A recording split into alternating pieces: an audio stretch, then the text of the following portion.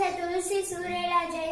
તુલસી જયંતીલાલ સુરેલા। હું ધોરણ 5 માં અભ્યાસ કરું છું। મારી શાળાનું નામ નવા રાજા વડિયા પ્રાથમિક શાળા છે। આજે હું તમને એક વાર્તા સંભળાવવાની છું। તે વાર્તાની ચોપડીનું નામ છે ગીજુભાઈ બધેકાની વાર્તા। વાર્તાનો વડલો ભાગ 1। તેમાંથી આજે હું તમને એક વાર્તા સંભળાવવાની છું। તે વાર્તાનું નામ છે ત્રીજું કોણ।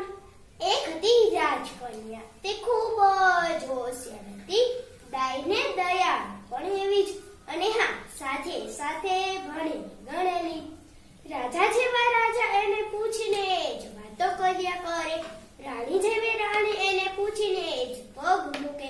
ગરીબ ગુરબા તો કે રાજકન્યાના આશરે, રોગી દોગી તો કે રાજકન્યા પનારે। રાજાથી રંગ સુધી સૌને રાજકન્યા વાળ કરે, સૌના બે મોઢે વખાણ કરે। સૌ ભગવાન પાસે માંગે, હે ભગવાન, આ રાજકન્યાને તાજી માજી રાખજો અને 100 વર્ષ ખોરજો।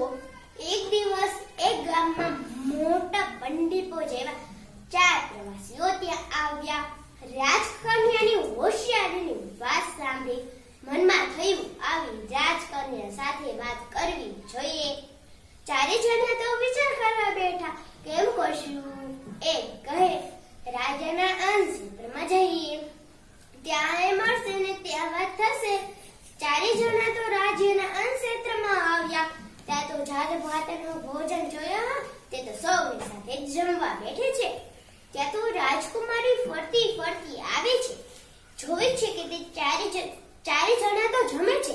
તેની સામે જોઈને બોલી, અરે ભાઈ, તમે કોણ છો? તમે કાંઈ સારા વ્રતમાં જમે તેવા જણાતા નથી, તમે કોણ છો? ત્યાં તો પહેલો પ્રવાસી પણ બોલ્યો, હું એક મુસાફર છું।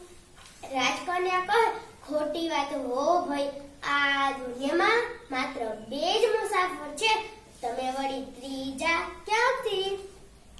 પહેલો પ્રવાસી તો અચંબો પામી જાય છે। ત્યાં તો રાજકન્યાની નજર બીજા પ્રવાસી પર પડી, એટલે પૂછે છે, અરે ભાઈ, તમે અહીં શા લેવા આવ્યા છો? તમે કાંઈ સાદા વ્રતમાં જમે તેવા જણાતા નથી, તમે કોણ છો? ત્યાં તો બીજો પ્રવાસી પણ બોલ્યો, હું એક પરોપકારી માણસ છું। રાજકન્યા કહે, ખોટી વાત હો ભાઈ, આ દુનિયામાં માત્ર 2 જ પરોપકારી છે, તમે વળી ત્રીજા ક્યાંથી? બીજો પ્રવાસી પણ કઈ ઉત્તર આપી શક્યો નહીં।